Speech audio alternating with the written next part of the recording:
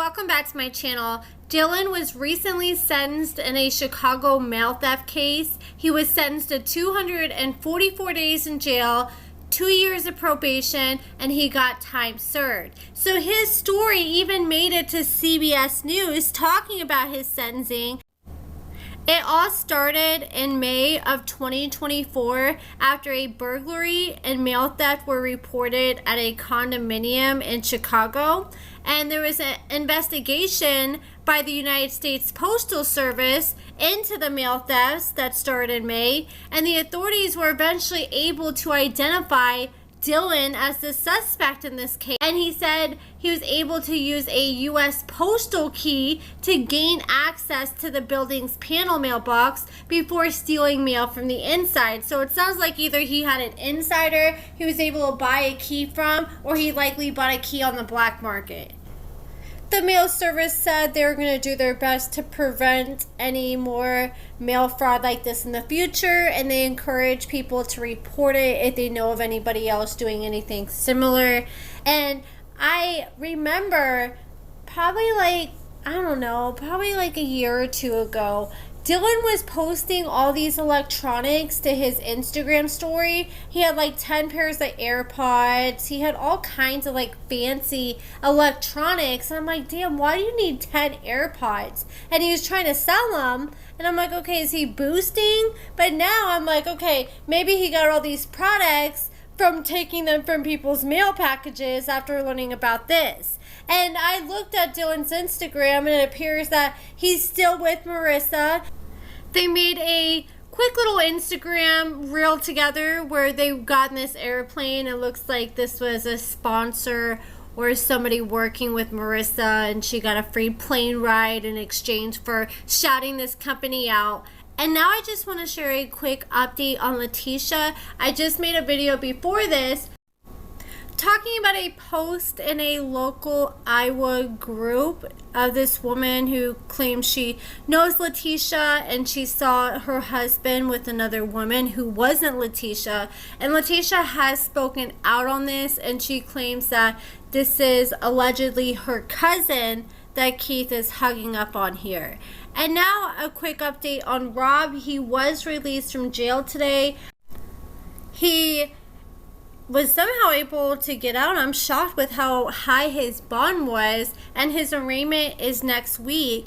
And now a short update on Chance. Shout out to Starcasm and All Things Lockup on Instagram for sharing this update. So Chance just revealed that his girl Alyssa recently gave birth to their son Liam, and he's supposed to be having surgery like any day now, sometime this week, on his back because he was born with a birth defect called spina bifida.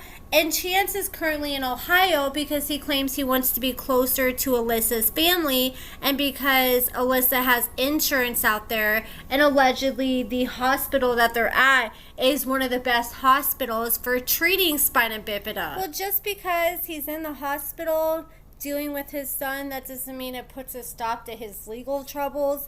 A arrest warrant was issued for his arrest last week after he failed to appear for a court hearing in September from his December 2023 DWI arrest. So we all remember when he was driving his truck and he allegedly crashed into a semi. He tried to act like the semi crashed into him.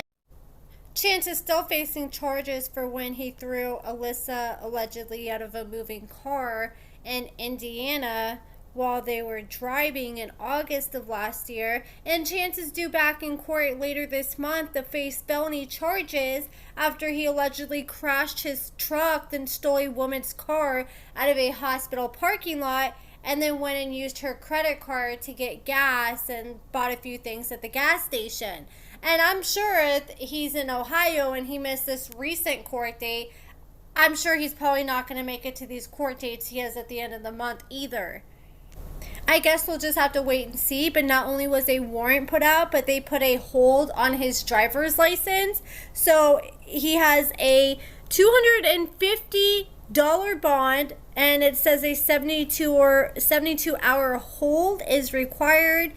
And then it shows that they want a warrant to be put out for him because they believe that he's either a danger to the victim, the community, or the other person, or they believe that he will not appear in court, which I believe they probably believe he's not going to appear in court. I bet he's probably thinking, well, I'm out in Ohio now. As long as I'm in Missouri, I'm going to be good. I mean, I don't see them extraditing him over these charges, but if he ever needs to come back to Missouri, I mean, he has a whole son in Missouri, and I don't know if his other children live in Missouri too, but I know Mason and Taylor live out here. So it's only a matter of time before he goes back. Otherwise, he's just not going to see his son for a long time. Now I just want to do a quick little recap on Courtney and Will. I've seen numerous other people ask, why are they here? And I'm feeling the same way. Why the hell are they here? It feels like they don't got anything going on. They're introduced to us late as hell, and I still believe they're introduced to us to replace Savannah and Bradley. And it really feels like they haven't had anything going on besides preparing for this wedding, which I just completely disagree with. All they've done is hang out a few times where they sat there and banged most of the time, and they want to rush into this wedding, and she's only 24 years old, and even she admitted she doesn't know if she wants to spend the rest of her life with Will. What I think this is all about is I feel like the producers are encouraging this, and this isn't the first time I've heard of people saying that they really like people to get married or engaged fresh out of prison, and since they don't have anything else going on, they're like, okay, let's at least get a wedding out of this.